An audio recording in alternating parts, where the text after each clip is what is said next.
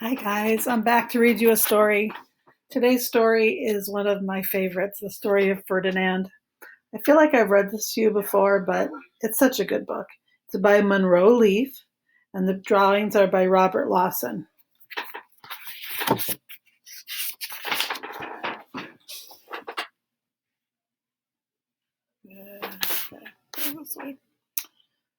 Once upon a time in Spain,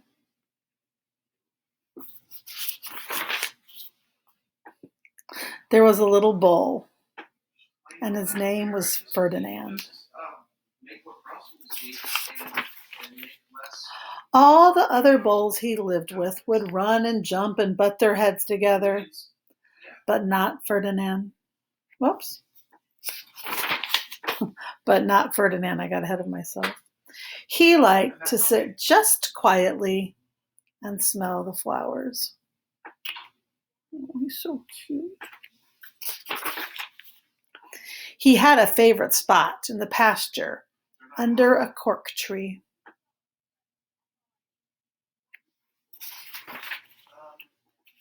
It was his favorite tree, and he would sit in its shade all day and smell the flowers. You see the other bulls roughing it up back there. You have a rough house with your brothers and sisters. Sometimes his mother, who was a cow, would worry about him. She was afraid he would be lonesome all by himself. Why don't you run and play with the other little bulls and skip and butt your head? She would ask. But Ferdinand would shake his head. I like it better here, where I can sit just quietly and smell the flowers. It's like, leave me alone, Mom. His mother saw that he was not lonesome, and because she was an understanding mother, even though she was a cow, she let him sit there and be happy.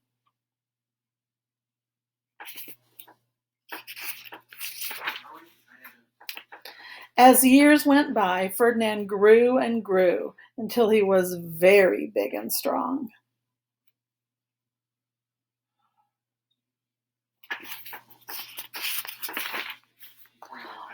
All the other bulls who had grown up with him in the same pasture would fight each other all day. They would butt each other and stick each other with their horns.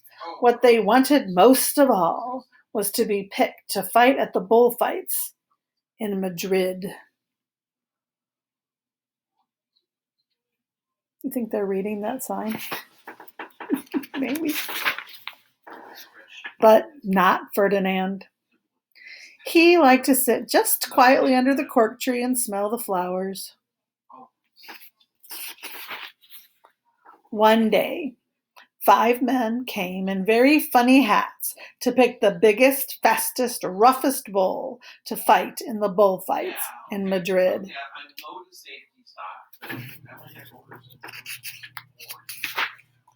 All the other bulls ran around snorting and butting, leaping and jumping, so the men would think they were very strong and fierce and pick them.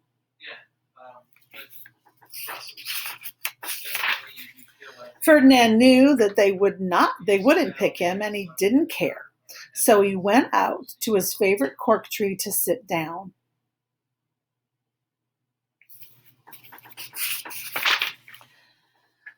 And he didn't look where he was sitting.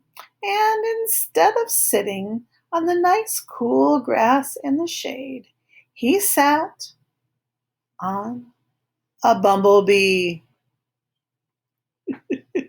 This is my favorite picture in the whole book. Well, if you were a bumblebee and a bee sat on you, what would you do? You would sting him. And that is just what this bee did to Ferdinand. Look at that face. Holy moly. Ouch. Wow, did it hurt. Ferdinand jumped up with a snort. He ran around puffing and snorting, butting and pawing the ground as if he were crazy. The bee doesn't look too happy about it either. The 5 men saw him, and they shouted with joy. They all shouted with joy. Here was the largest and fiercest bull of all, just the one for the fights in Madrid. Look at them jumping around in the background. So they took him away for the bullfight day in a cart.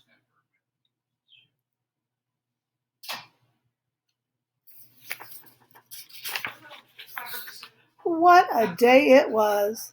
Flags were flying, bands were playing. Looks like a parade.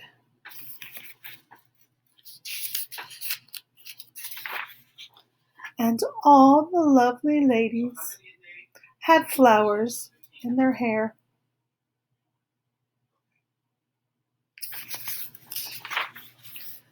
They had a parade into the bull ring. First came the bandilleros with long, sharp pins with ribbons on them to stick in the bull and make him mad. Next came the picadores, who rode skinny horses, and they had long spears to stick in the bull and make him madder. It's not very nice. Then came the matador, the proudest of all. He thought he was very handsome and bowed to the ladies. He had a red cape and a sword and was supposed to stick the bull last of all.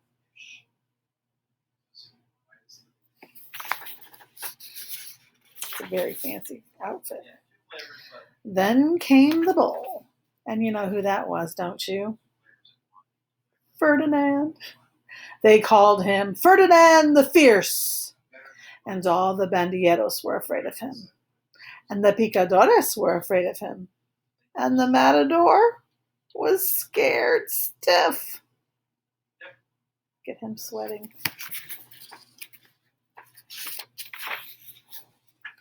Ferdinand ran to the middle of the ring, and everyone shouted and clapped because they thought he was going to fight fiercely and butt and snort and stick his horns around.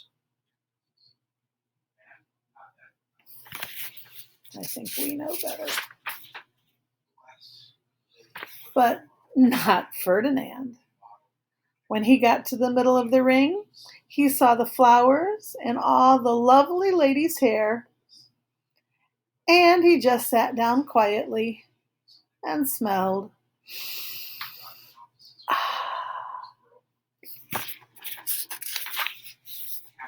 He wouldn't fight and be fierce no matter what they did. He just sat and smelled. And the bandilleros were mad. And the picadores were madder. And the matador was so mad he cried because he couldn't show off with his cape and sword. He's throwing a fit. Look at him.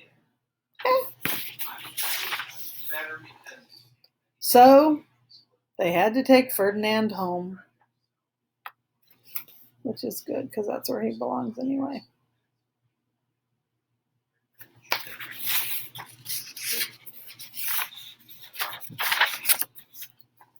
And for all I know, he is sitting there still under his favorite cork tree, smelling the flowers just quietly. He is very happy.